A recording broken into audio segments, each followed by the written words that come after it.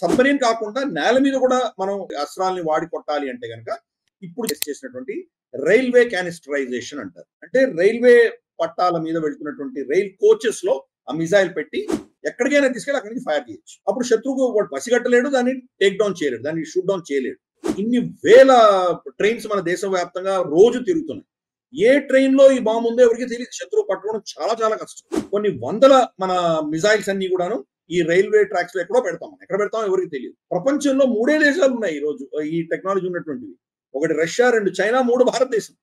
Even America దగ్గర కూడా లేదు. వాళ్ళు గతంలో చేద్దామని అనుకున్నారు కానీ తర్వాత ఆ ప్రాజెక్ట్ ని అబాండన్ చేశారు. యూరోప్ లో లేదు, మనకు ఇజ్రాయెల్ లో లేదు, ఇంకెవరి దగ్గర లేదు. భారతదేశంలో మాత్రమే ఉంది. తర్వాత నెక్స్ట్ చూస్తే కనుక దాని వెయిట్, మిసైల్ యొక్క బరువు తగ్గించాం, బాగా తగ్గించాం. దాని అలాయ్స్, దాని మెటలర్జీ ఏదైతే ఉంటుందో గతంలో ఉన్న మెటల్స్ కంటే కూడా చాలా అత్యాధునికమైన మెటల్స్, దాని అలాయ్స్ అన్ని పెట్టి బరువు తగ్గించి అంతే ఎఫిషియన్సీ, అద్భుతంగా వెళ్లి కొట్టగలిగినటువంటి ఆ వేడి తట్టుకోగలిగినటువంటి మెటలర్జీ మనం తయారు చేస్తాం. అగ్ని ప్రైమ్ పిన్ పాయింట్ ప్రెసిషన్ తో కొట్టగలదు.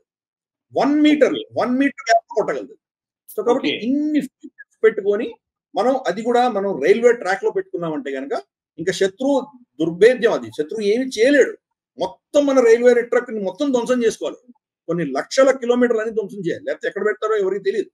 కాబట్టి ఆ అద్భుతమైన టెక్నాలజీ మనం సంపాదించుకున్నాం.